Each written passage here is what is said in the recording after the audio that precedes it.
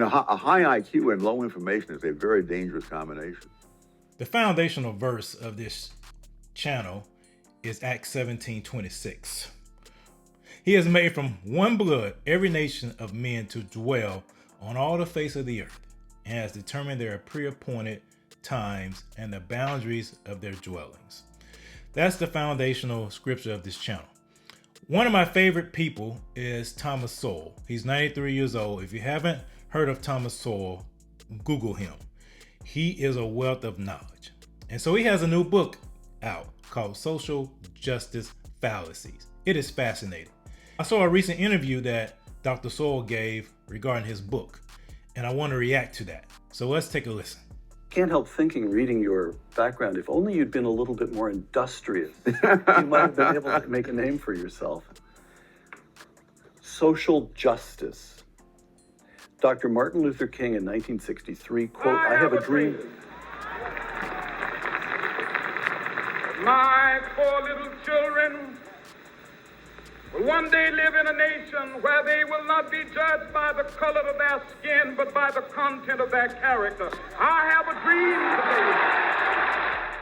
And you write, Dr. King's message was equal opportunity for individuals, regardless of race. In the years that followed, the goal changed to equal outcomes for groups. What now rose to dominance was the social justice agenda. That is so true. And what underlies that quote from Dr. Sowell's book is Marxism.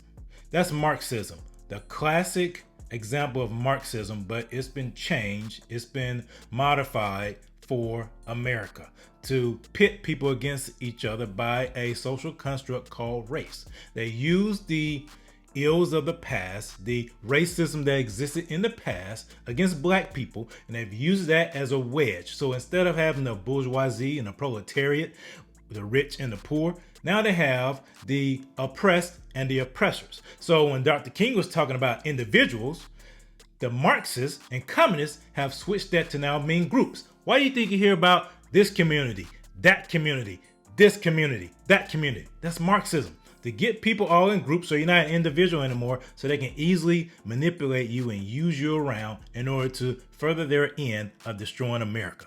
That is so on point, because the idea of Dr. King's message was individual opportunity, not group opportunity. One of the real problems is that you have people making decisions for which they pay no price when they're wrong, no matter how high a price other people pay. And right now, the homicide rates are beyond anything that were around, let's say, prior to 1960. And I mentioned 1960 in this case because that's when the Supreme Court remade the criminal law. They discovered rights in the Constitution that no one had noticed for over a century. And they were impervious to evidence. And that is so true. Whenever you give government too much control, the elites, the ones that want to plan our lives, it ultimately ends in destruction. It ends in autocratic rule to where they want to control every aspect of our lives, and it never benefits the individual. Never. It only benefits those in power, because they do that to keep themselves in power. Oh, it happened because a lot of people arrived at the same conclusion, and they had high IQs and PhDs, and that was the end of the story as far as many people were concerned. All right. I mean, a high IQ and low information is a very dangerous combination. That is a one-liner right there, Dr. Sowell. High IQ and low information is a dangerous combination. Sounds like low information voters, right? Sorry, but you once told me, I'm talking to a Harvard man, of course, I'm very conscious of this, and you once told me, Peter, the main advantage of earning a Harvard degree is that you never again in all your life have to be intimidated by anyone who has a Harvard degree. All right. Listen, Tom, as I read this book, for the most part, it's objective, it's objective throughout, it's calm, it's analytical. But when you take on this modern progressive position that racism accounts for anything, there are passages in which you're angry. I felt that there are passages in Yes. which there's emotion that is very close to this. So let me just read a little bit to you. Okay. Median black family income has been lower than median white family income for generations. But the median per capita income of Asian groups is more than $15,000 a year higher than the median per capita income of white Americans. Is this the white supremacy we're so often warned about? For more than a quarter of a century, in no year has the annual poverty rate of black married couple families, been as high as 10%. And in no year has the poverty rate of Americans as a whole been as low as 10%. If black poverty is caused by systemic racism, do racists make an exception for blacks who are married? Before Dr. Sowell expounds on the answer, that's what I've been saying on this channel. Racism doesn't determine as black people or any person, it does not determine your altitude or the level of your success. We are not victims. Victim mindset, victimization has to go. You have your own agency. God has blessed each and every one of us with our own agency. When we cede our agency to people that say there's systemic racism, there's institutional racism, what we're actually doing is ceding them our future. We're ceding our future in exchange for comfortability. And that has happened too much in our community at large, and especially in the black community. Too many people are comfortable being average. I'm not comfortable being average. I tell my children all the time, Jesus didn't die for us to be average. We're not average. But too many people, because they like the comfort of security, have ceded their agency to other people. We must take that back. I guess you're allowed to be angry. Yes. Well, yes. So, do you have the feeling when you're addressing this notion that racism accounts for everything? Do you have the feeling that that the arguments are subtle, it's persuasive, you can forgive someone for buying that argument? Or do you have the feeling that it's willful, that the case is so clearly mistaken that there's a willfulness about it? No, I don't. I think that people don't look for certain evidence, and therefore they don't find it. And so, on the basis of what they know at a given time, this may be very plausible. The problem is that what you really need are other people with different orientation who are skeptical and who will then look for things and find things that are very different from that.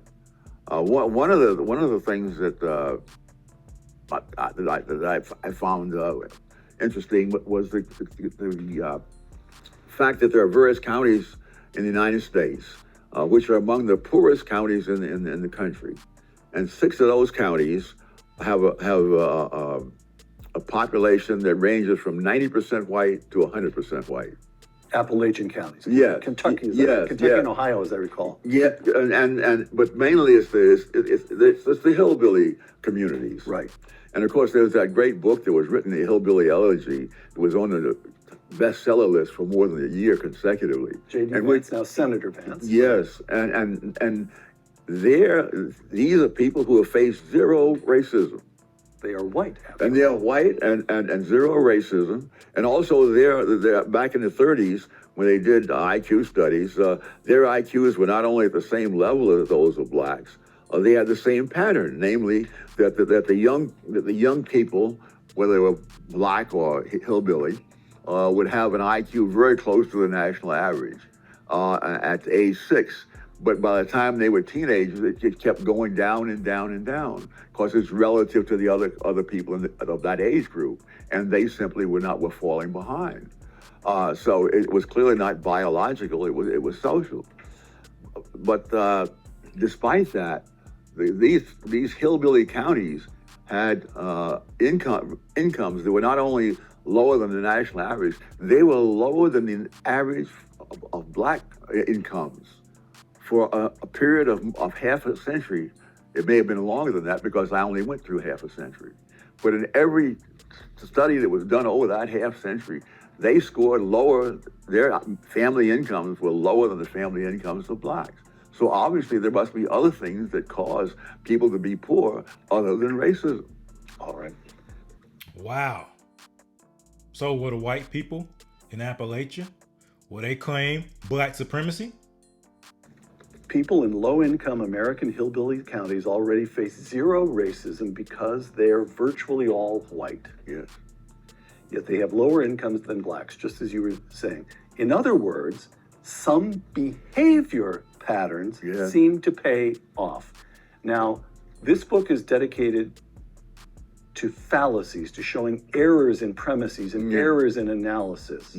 It's not dedicated to an alternative explanation. Nevertheless, you've got this argument lurking in here that it's the way people live, it's the way cultural patterns. So what are the patterns that pay off?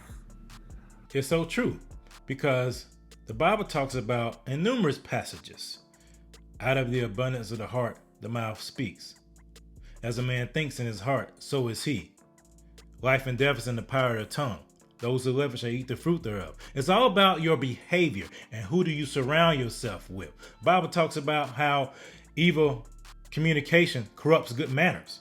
It's about who you surround yourself with. It's not about the color of your skin. It's about who you surround yourself with and what do you allow to influence your thinking. It's your thinking. As a man thinks in his heart, so is he. Well, what? Oh my heavens! That's a much larger book than this. Well, you've got time on your hands. In terms of public policy, what does not pay off is having charismatic leaders depending upon government to do things. Because if you look what has happened to blacks before and after, there was a massive government effort on their behalf. The poverty rate among blacks, if you start in 1940 instead of 1960, because 1960 is the magic number for people who are saying the government, you see, did all these wonderful things and blacks advanced because of it. In 1940, the black poverty rate was 87%. By 1960, it was down to 47%. That's dramatic. From 1960 to 1970, it went down to 30%. And in 1970, affirmative action was now in place. It went down to 29%. So in the 20 years prior to 1960s, the black poverty rate went down by 40 points, and in the 20 years after 1960, it went down by 18 points. But again, you have the same thing you had with what was the Ralph Nader effect. You see, You started in 1960. You missed this. So, you miss all of that. So you've got in this book. This is a point you make again and again in the section on racial fallacies. That I started thinking of it. I don't think you use these terms, but this is not an original thought with me. I started thinking of it as a hidden century of black progress. Yes. That is so true. That is what the race hustlers and those who want to use race to divide us as Americans don't want you to know. Black people, in the midst of real segregation, in the midst of real state-sanctioned terrorism by the KKK, in the midst of all those things, their families were intact. They started businesses. They built communities. And people may say, oh, white people came and destroyed those communities. They rebuilt them because they had a community. They had a singular focus. They didn't have government intrusion coming in and using them as chess pieces and giving them government handouts. They depended upon God, and they thanked God for the ingenuity and the opportunities that He had given them. And they took advantage of those things. But once the government intrusion came in through the New Deal, and especially the Great Society programs and the Lyndon Baines Johnson, all that went out the window. Therefore, you have communities that are full of blight, full of crime, and full of lack of opportunity. But instead of acknowledging their failures, the elites double down on it. More government, more intrusion. And yet, the black community is still struggling, by and large. From emancipation with the end of the Civil War through to 1965, let's say, the Civil Rights Act of 1964, 65, through the mid-60s, you've got a century, and you argue black educational attainment rises. Yes. Black poverty rate drops dramatically. Yeah. And these are people who started with no property, overwhelmingly illiterate. This is from the moment, Yes. the year zero in 1865 for African Americans. And they climb, and the other point that you make at a number of places is that the black family is overwhelmingly intact. Yes. Right up to 1960, yes. Most black, go ahead, explain that. And not only do people take credit for things that were not their doing, they overlook the negative things that came in after the 1960s as a result of policy. In 1940, 17% of black children were raised in single-parent homes. 17%. 17. At the end, I forget the exact date in the 20th century, but after these wonderful reforms were put in, that quadrupled to 68% of black children were being raised in single-parent homes. And now it's like 75% of black children are born into homes that are unwed mothers. Think about that. 3 out of every 4 black child is born into a home where the father, by and large, is not present. And what does that lead to? Crime. It leads to poverty. It leads to young men that are hurt, that have no value of life because they feel their lives are not worth anything, going around and shooting each other. But instead of dealing with that problem of fatherlessness, what do? We talk about guns. We talk about other stuff because people don't want to point to the real root of the problem, which is the breakdown of the traditional family, the way God had intended. The biblical order has been broken. Social justice fallacies. The Civil Rights Act of 1964 was a major factor in ending the denial of basic constitutional rights to blacks in the South. But there is no point trying to make that the main source of the black rise out of poverty, nor can the left act as if the Civil Rights Act of 1964 was solely their work.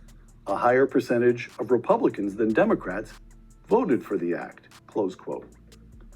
Yeah, that's another inconvenient truth. More Republicans voted for the Civil Rights Act than the Democrats, but they don't want to tell you that part. The Democratic Party don't want you to know that dirty little secret. And Republicans don't even want you to know that, which is a shame. So this you're saying something here which is Sacrilege. It's shocking, it's heretical. Yeah. You're saying the Civil Rights Act ensured equality before the law. That was overdue, it was necessary, it was just. That's an accomplishment in American history. Yes. But at about the same time, we get the creation of a vast expansion of the welfare state, and it does people harm. Yes. It harms the African American family. It leads to fatherless. Have I got your argument right? Yeah. And you want to stand by that? Yeah. And the other thing too, the Civil Rights Act was not what got blacks into professional occupations. In the decade prior to 1964, the number of blacks in professional occupations doubled. So this is not a result of the Civil Rights Act of 1964. And I agree with that.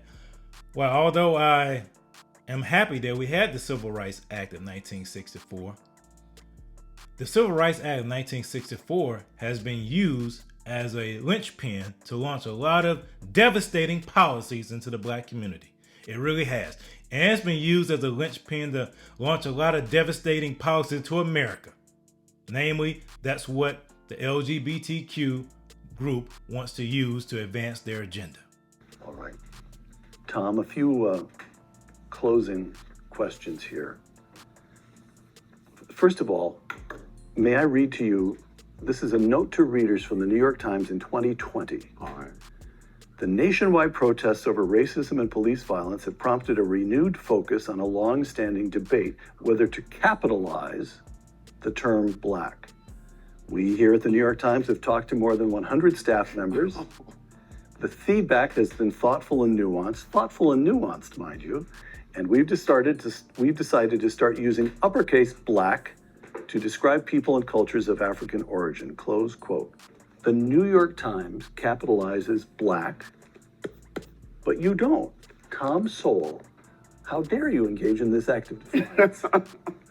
It is amazing the things that people can focus on. It may seem to be a big issue to the New York Times. I suspect that the people who are being murdered in these big cities like New York and Chicago may have a somewhat different view of the importance of what is capitalized and not capitalized. Dr. Sowell is so true. There's so much richness in this interview and in that book. You got to get a copy of that book. I'm going to get a copy of it as well. And I may do a more extensive review on it. But the main thing is, we are not victims.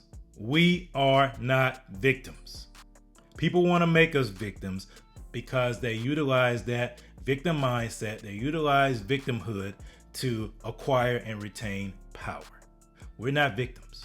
We are empowered for greatness.